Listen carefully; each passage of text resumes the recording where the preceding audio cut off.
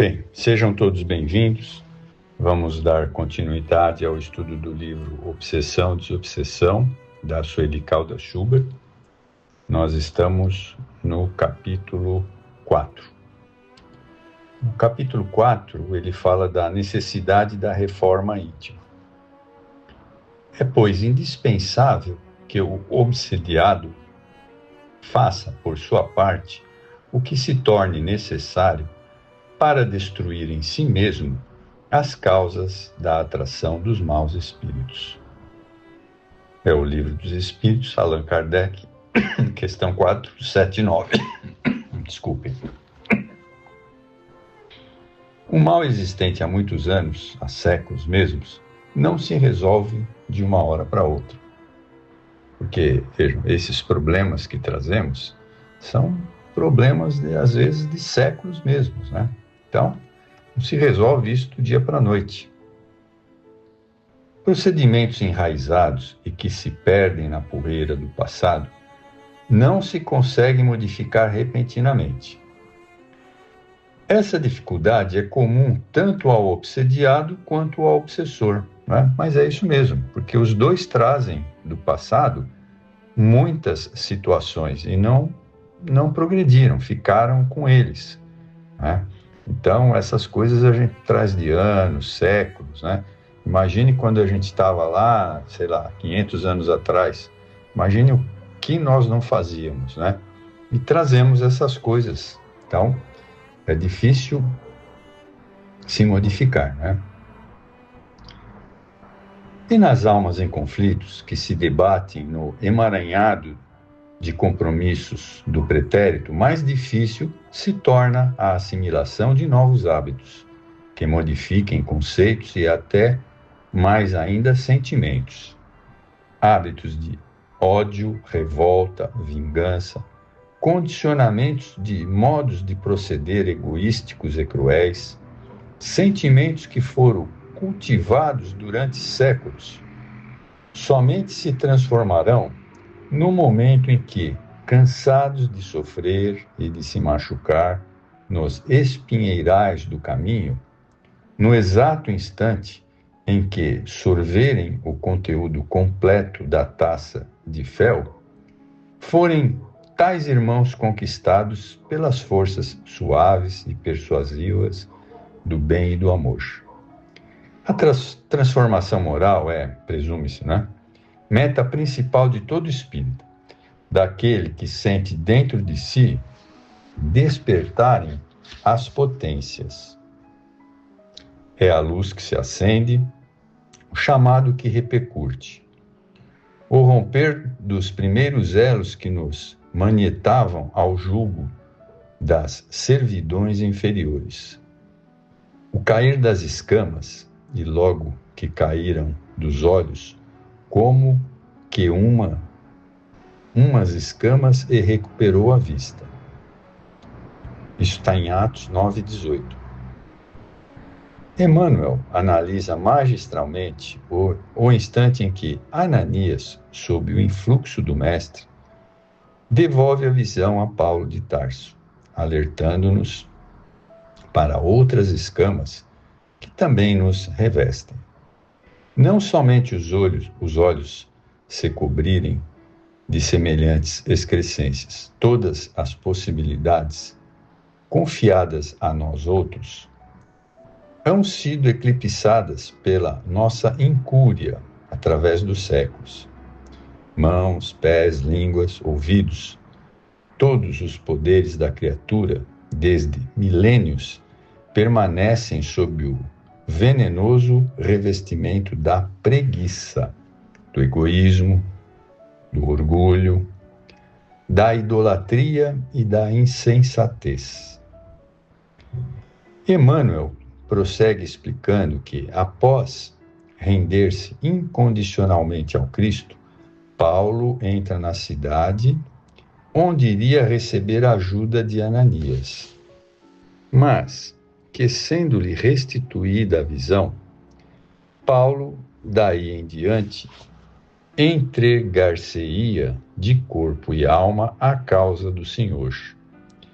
e, à custa de extremos sacrifícios, consegue extrair por si mesmo as demais escamas que lhe escureciam as outras zonas do ser, né? Então, Paulo de Tarso foi um dos mais brilhantes elucidador do Espiritismo na época, logo após Jesus, né?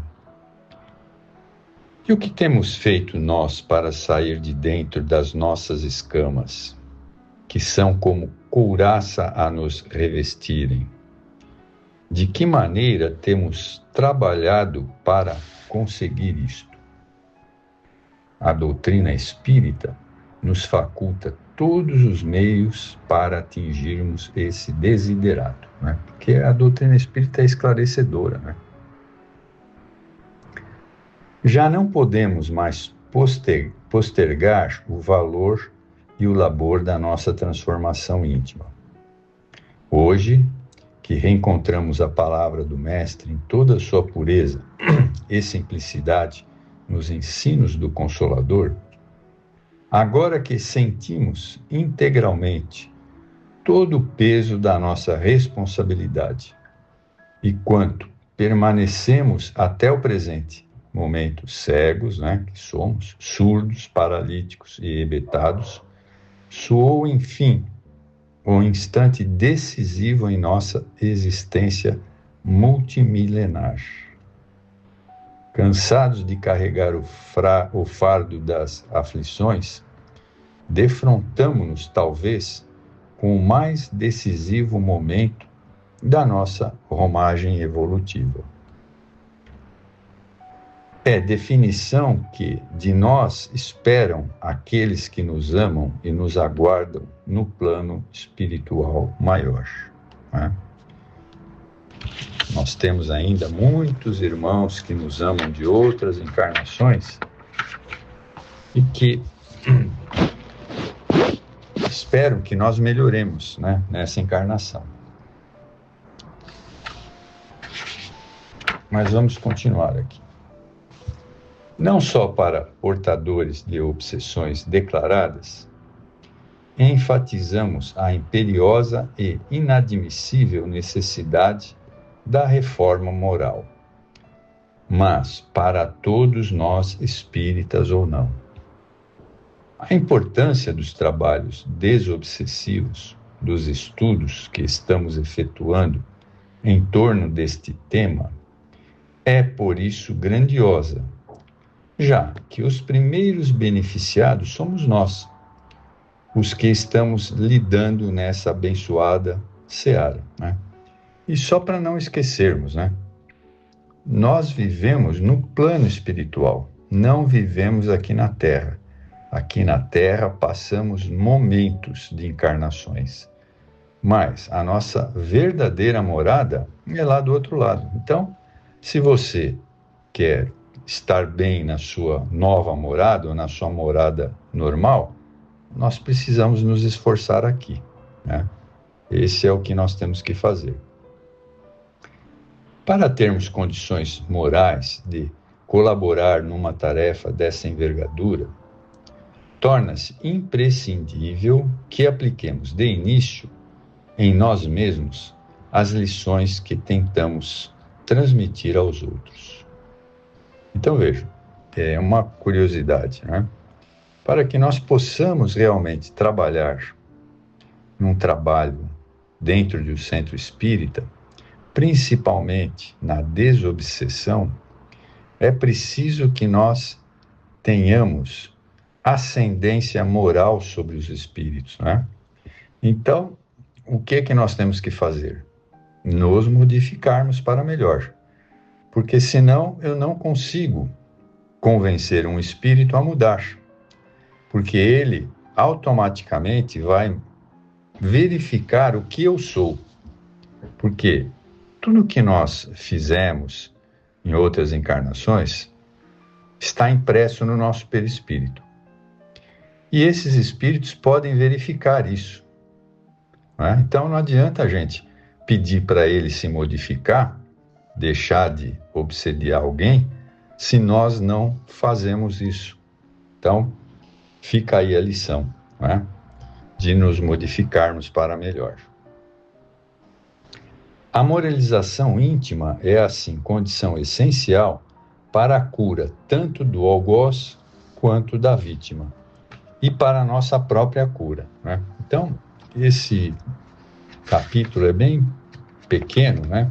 Mas a importância da necessidade da reforma interior ou reforma íntima é muito importante para nós que sejamos espíritas, né? Ou nos dizemos espíritas. Obviamente, ninguém precisa virar santo, né?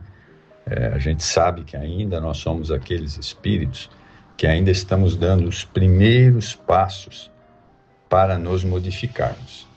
Mas aquilo que a doutrina já nos ensinou já indica que estamos em condições de nos modificarmos. Então, se você quer ser um bom espírita, se você quer trabalhar com desobsessão, se você quer progredir como espírito, para quando você desencarnar, chegar lá na sua cidade onde você realmente mora, efetivamente, nós precisamos nos modificar, né? Sempre para melhor. Porque nós não moramos aqui, nós estamos temporariamente aqui na Terra, na nossa cidade aqui. Mas aonde moramos efetivamente é no plano espiritual. Então, essa reflexão é muito importante para todos nós. O estudo, a dedicação a ir ao centro, né? A participar dos grupos de estudo. Isso é primordial para que cada um de nós possamos estar melhores, né? Por quê? Quando nós vamos ter outras encarnações, né? Então, vejam só como esta encarnação foi difícil para cada um de nós, né? Porque podemos dizer que é praticamente uma encarnação de aprendizado, aonde nós vamos passar grandes dificuldades. Mas se nós passarmos com uma nota boa, com louvor, as próximas encarnações serão melhores, né? Serão encarnações de missão, né? Não, claro que não podemos nos comparar a um Chico Xavier, a um Divaldo Franco, claro, nós estamos muito longe disso, né? Mas podemos dar a nossa contribuição. Por quê? Porque o objetivo de Jesus é que os espíritos se tornem melhor neste planeta. E quem pode, de uma maneira mais fácil, pelo entendimento que tem da doutrina, são os espíritas. Os espíritas é que vão auxiliar na melhoria do estado geral do nosso planeta. Bom, espero que vocês tenham aproveitado bastante. Até a próxima. Obrigado.